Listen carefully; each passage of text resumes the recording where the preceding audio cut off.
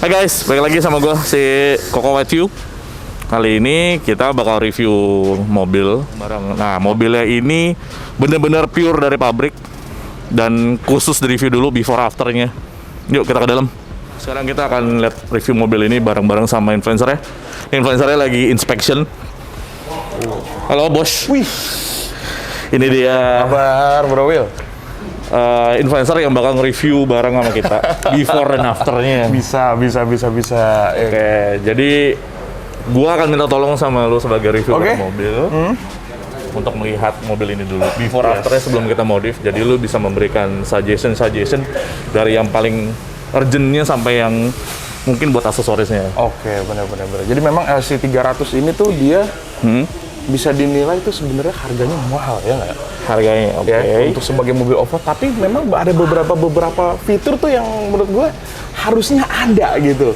Mungkin part-part itu yang bisa nanti lu tambahin ya nggak? Oke. Nah, tapi sebelumnya mungkin kita coba jalan dulu kali ya. Kita tes Kita dulu sambil gimana. test drive ya. Yoi, gitu kan. Kita review test drive juga bareng sama Grady. Kebetulan kuncinya udah ada di gue. Kunci udah ada dia. Kita langsung jalan aja kali ya. Langsung jalan. Oke, let's go.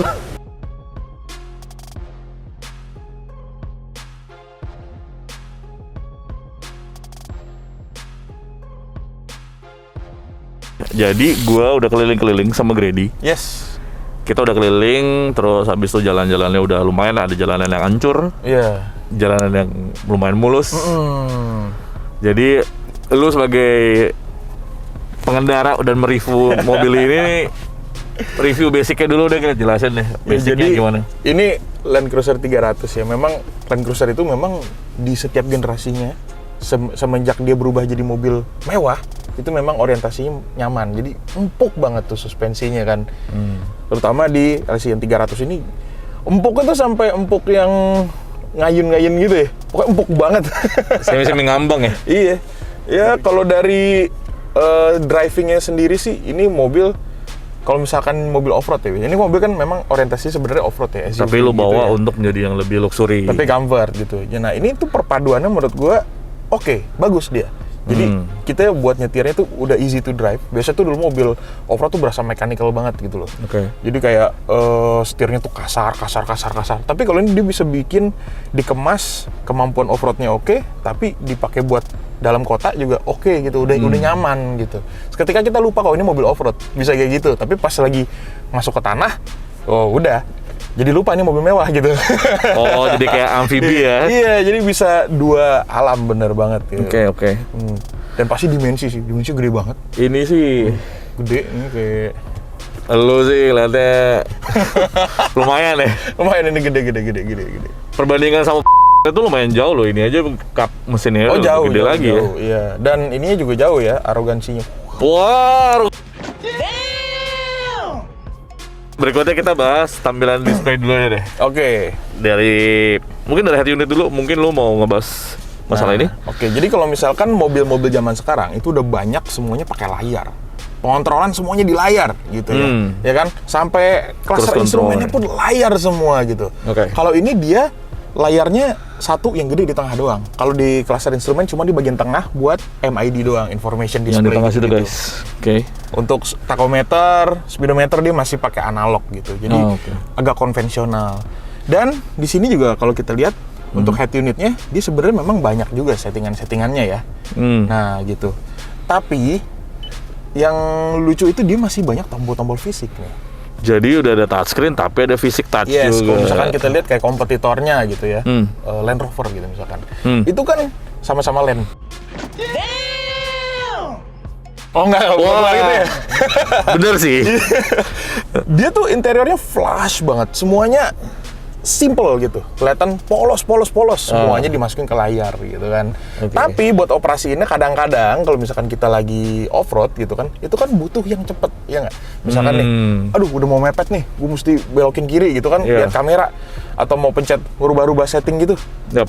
Minimal kecilin volume lah ya, kan katanya bisa bikin Iya. Bener-bener. ya kan, ribet mesti layar titit gitu kan. Kalau ini kan tinggal tret gitu doang, tinggal tinggal tekan pencet. doang gitu. Jadi gue lebih prefer memang tombol-tombol kayak begini, kayak Lu gitu. tipikal yang demen physical touch ya? Yes, bener banget. Itu, tapi bukan love language ya kayaknya.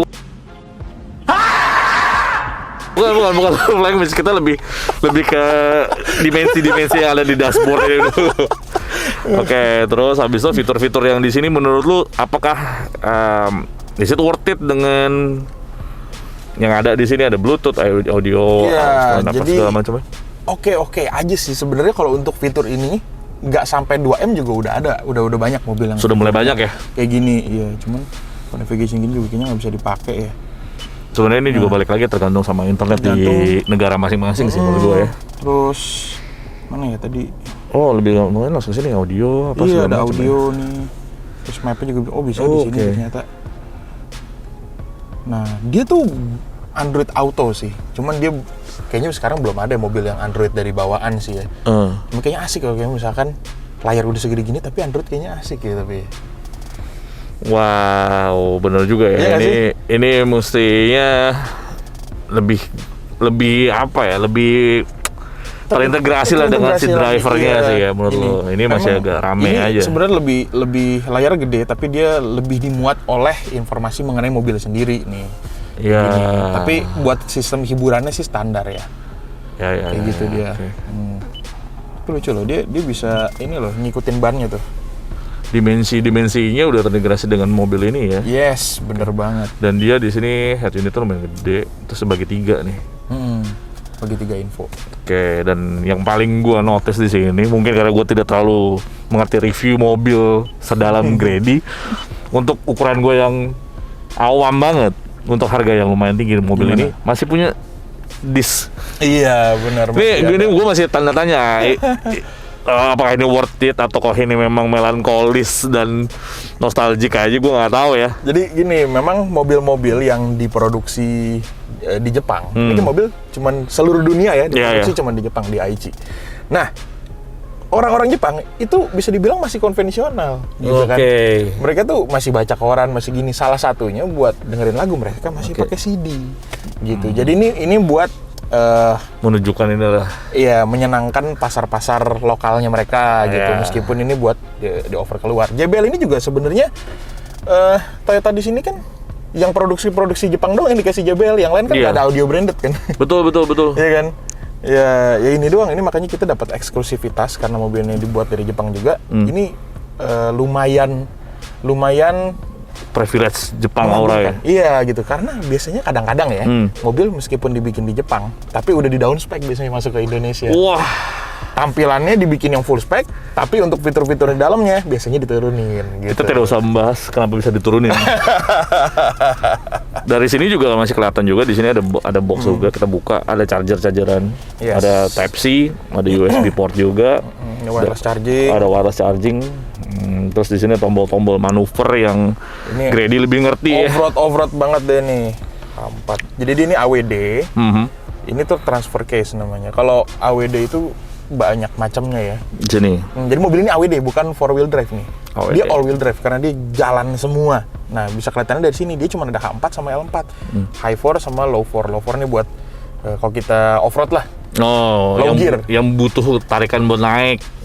Butuh crawling. Jadi butuh traksi maksimal gitu. Kayak gitu nih, makanya di sini. Sama satu pertanyaan gue nih, gue selama kita nyetir dan kita ngobrol-ngobrol selain roof mount, selain ini, gue pengen nanya, ini tuh apa sih? Ini jelas bukan dari Jepang. Nah ini adalah tambahan. Ini berarti tambahan, bukan dari Jepangnya sendiri ya? Bukan. Ini dari biasanya sih kalau yang aksesoris kayak gini-gini ya, ini tambahan dari Indonesianya. Dari distributornya.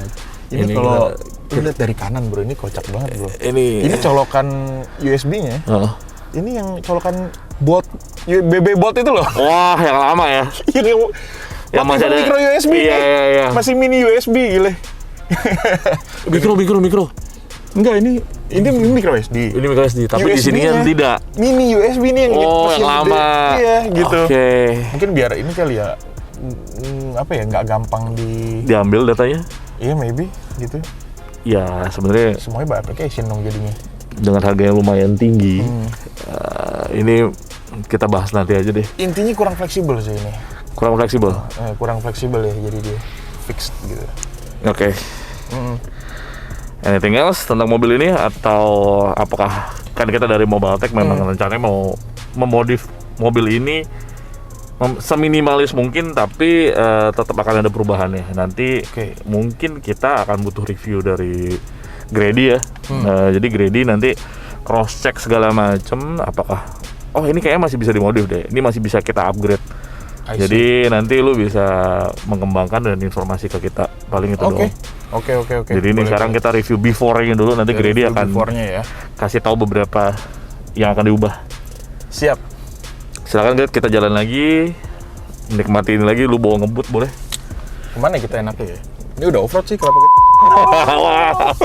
Udah guys, kita jalan dulu sebelum nambah dosa.